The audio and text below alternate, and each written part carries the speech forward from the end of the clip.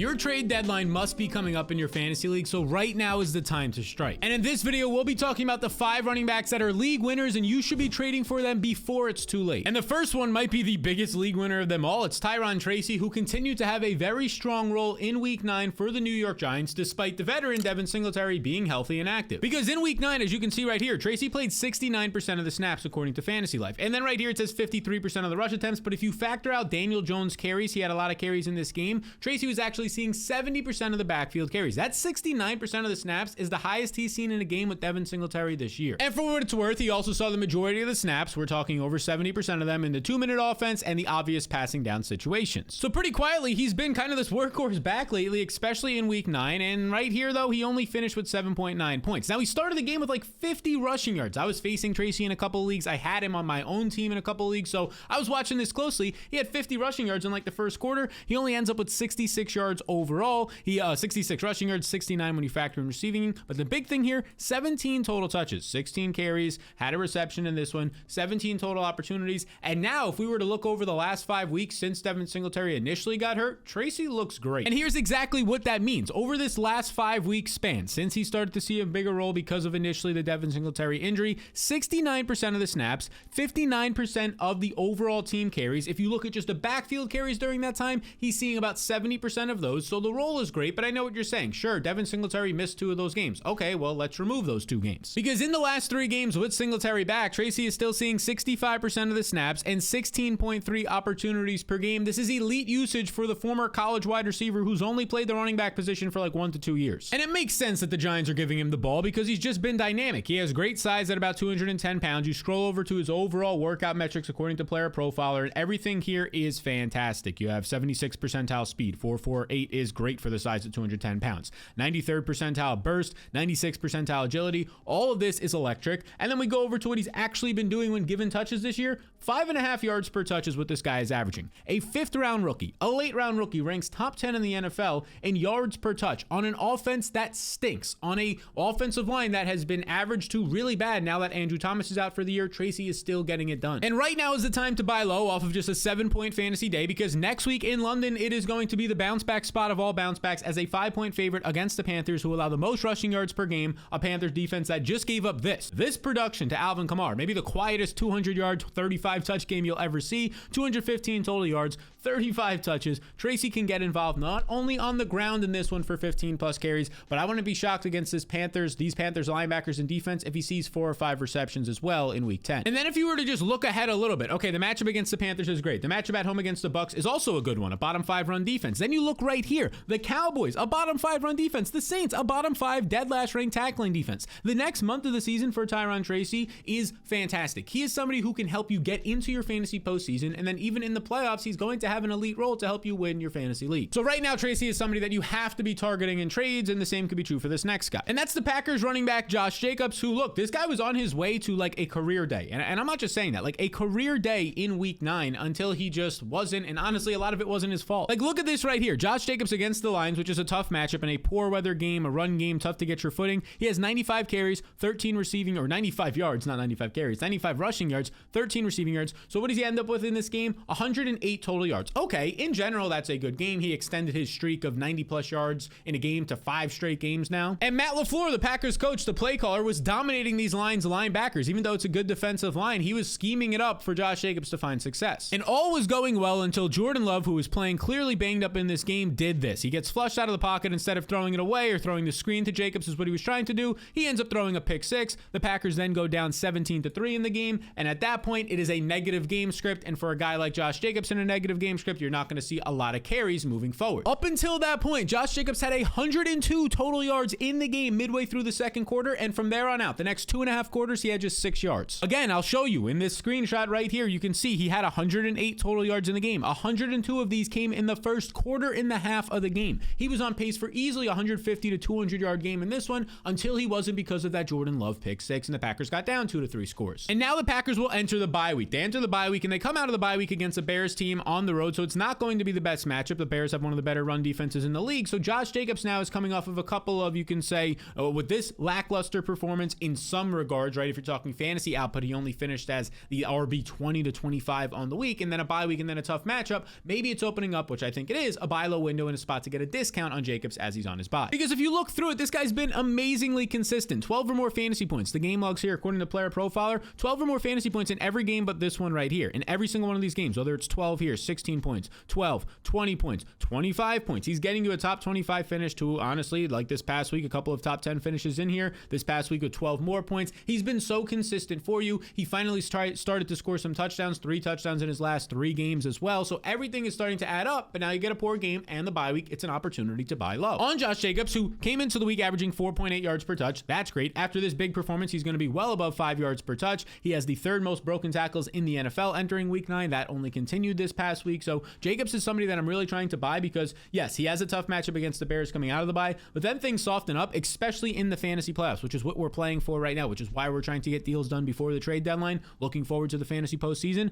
Matchup against the Seahawks is great. Matchup at home against the Saints is as good as it gets. That's in the semifinals. And then in the fantasy Super Bowl, if you will, in the fantasy championship, matchup against the Vikings is not as bad as it once was a couple of weeks ago. And with Matt LaFleur, I trust him to scheme up production against any defensive line. So you should be trading for Josh Jacobs, but who exactly should you trade him for? Like, what type of deal should you be sending out there? Well, that's a great question. And I've actually built a tool that can help you with this. It's called my rest of season rankings or my trade tool. 21,000 other people have access to it. I just sent out the update for this week and you can get access as well. It's simple to do. You just click the link in the description below. It'll take you to this page where it says how to get access to my fantasy blueprint, where you can get that tool, my waiver wire tiers, my rankings and projections every week, and a whole lot more. You just click this get access button and you sign up through one of my 2 partners, either Underdog or Better. And when you sign up through them, you get it absolutely, as it says right here, risk-free through one of these 2 partners, which what does that mean? It means my blueprint's a one-time payment of $10 for the entire year when you sign up through those partners. And if you don't make your fantasy playoffs, just reach out and you get that $10 right back to you, no questions asked. So to get access to your fantasy blueprint today that 21,000 other people are currently using, probably people in your league, so you just got to get it to keep up with them, you can scan the QR code on their screen or click the link in the description below. Not now, but right now, to smack around your league mates with that blueprint. The next man we got to talk about is David Montgomery, who was actually featured in this video last week. And look, he had another average production week in terms of fantasy standards in week 9, so he's back on this list. Because what did David Montgomery do this past week? Well, he goes out there, in terms of like real life, 73 rushing yards, 23 receiving yards. That's 96 total yards on 17 carries, 3 receptions. So everything there is great. I mean, we're talking 20 total touches on 20 opportunities for nearly 100 total yards. Like, everything looks strong. He just didn't find the end zone in this one, so it only comes out to 12.5 fantasy points, which is like the RB 25 on the week, which is not standing out by any means. And yet again, the trend of Jahmyr Gibbs finding the end zone, as he did yet again this week, and scoring more fantasy points for the 3rd straight game than David Montgomery, while looking good here. 12 total touches, 76 yards, averages another 6.5 yards per touch in this game.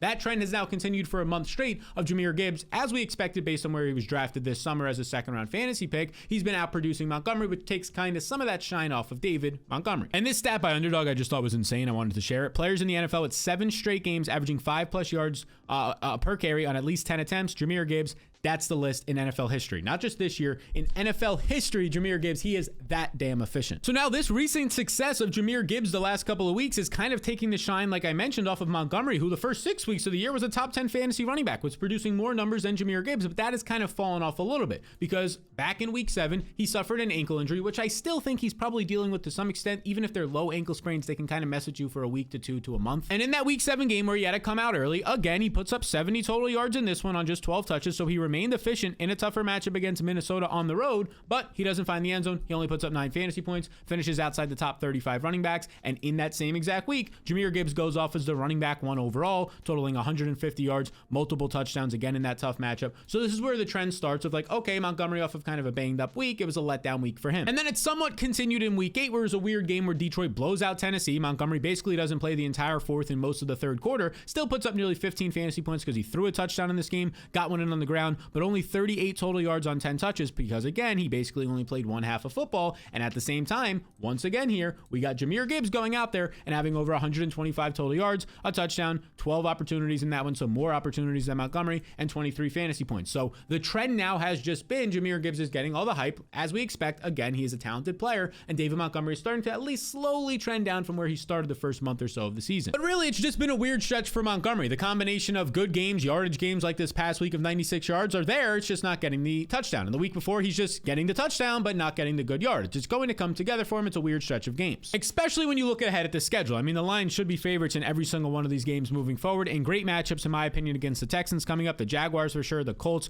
and then you go into the fantasy postseason, you get teams like the Packers at home, where he just had 96 total yards in the game, and you get teams like the Bills, who are a bottom 10 run defense. So I think everything for Montgomery rest of season looks great. Would be around a top 10 to top 12 running back rest of season for me for sure, weekly basis in that range as well. So I'd be trying to buy low on Montgomery if you can. And the next situation we have to point to is the Miami Dolphins backfield, where Devon Achane has just been an absolute monster in 4 games this year when Tua is actually out there as his quarterback. Like, here's what he's done in 4 games with Tua under center. He's averaging over 24 fantasy points per game, a 21% target share, and is the running back 1 overall in fantasy. So that's obviously great news, but what is this doing? It's taking all the shine, similar to the Gibbs and Montgomery situation, off of the other guy in this backfield, and that is Raheem Mostert, who he himself has been good this season. I mean, Raheem Mostert is literally coming off of a game where he only sees 12 touches in the game against Buffalo, a good matchup, and he totals 88 yards. So he's averaging 7 yards per touch in this contest. Now, he did lose a fumble later in the game, which was a key fumble to lose, and he kind of got benched for the rookie Jalen Wright, who saw 6 carries for 18 yards in this game. So Mostert could have had an even bigger day, maybe gone for 100 total yards. But now, very quietly, if we pull up his game logs from Fantasy Life so far this season, in his completed games, so week 1 he got injured, he did not complete that game, but in week 5 he returns, he has 98 total yards in this game, 11.8 fantasy points. Okay, in week 7 after the bye, just 50 yards, only 3 fantasy points. Okay, so that's the stinker. And then in week 8 here, 30 yards, 2 touchdowns, 16 fantasy points, and then this past week, like I just showed you right here, you're getting a 9-point day, 88 total yards. So if we're talking about 3 out of his 4 completed games this year, you're getting solid performances, 2 top 24 finishes, a top 10 finish in there, as well as this past week when he had 88 total yards. So I think that Mostert is somebody you can buy, and I'm not even saying go out there and try and spend a priority spend or a trade or spend a lot on him. No, you don't have to do that. All you have to do is throw him in as an add-on. Get whatever deal done you're already trying to do, and then say, hey, can you throw in Mostert as well? I'll give you $5-10 in fab as well. We can even it out, something like that. Because I think Mostert, A-Chain's dealt with a lot of injuries, could be a league-winning running back if A-Chain misses any time at all. And before we get into this next guy, who's one of the best running backs in the league, but right now is an opportunity to buy low, nearly 65% of you are not subscribed to this channel. I'll keep it brief. This is the gentleman's agreement. If you're new here, you hit the subscribe button. You get 6 to 8 hours, or this video takes me 6 to 8 hours to make. A lot of interesting stuff.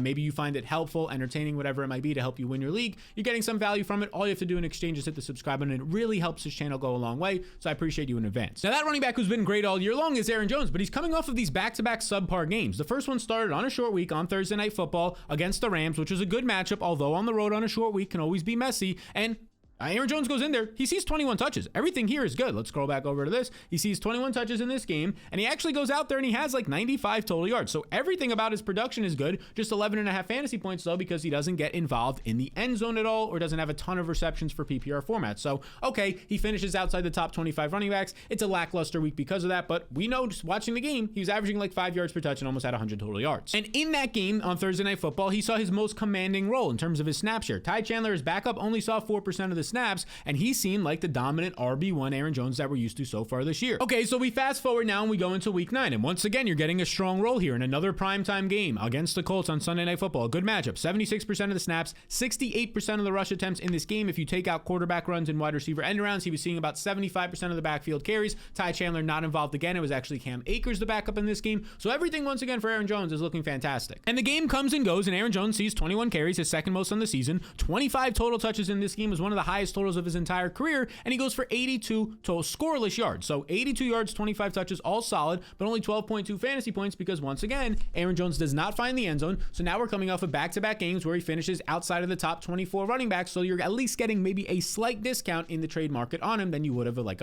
3 weeks ago. But in reality, his role has never been better because Jones is averaging 23 opportunities per game the past few weeks, and he continues to average 5 yards per touch on the season. Now, really, the only thing that has changed here is that the Vikings lost Christian Darrisaw, one of the best tackles in the NFL, to a season-ending knee injury, and we can't put this we can't just say that this isn't a factor. Like, this matters for sure, but I just don't think it matters enough to make Aaron Jones a complete avoid in fantasy, especially off of these back-to-back games. He's getting so much usage. If you get 20 opportunities a game for Aaron Jones, more weeks than not, he's putting up nearly 100 yards and probably finding the end zone. And if we look at the Vikings' upcoming games against the Jaguars, they're going to be big favorites there. Against the Titans, they're going to be big favorites there. Heck, against the Bears, they'll probably be favorites, and then at home against the Cardinals, they'll be favorites. They're probably going to be favorites in every single one of their games moving forward, and we're talking not just 2-point favorites, favorites, but 3 to 6 to 10 point favorites in some of these contests. That sets up nicely for Aaron Jones to continue to see strong volume. So these have been the running backs you need to add before it's too late in fantasy football. Now, if you want to see the wide receiver version of this video, that'll pop up right here once it's out on Wednesday. But until then, you can see the running back and wide receiver ads video right here, the top 10 players you need to add before week 10.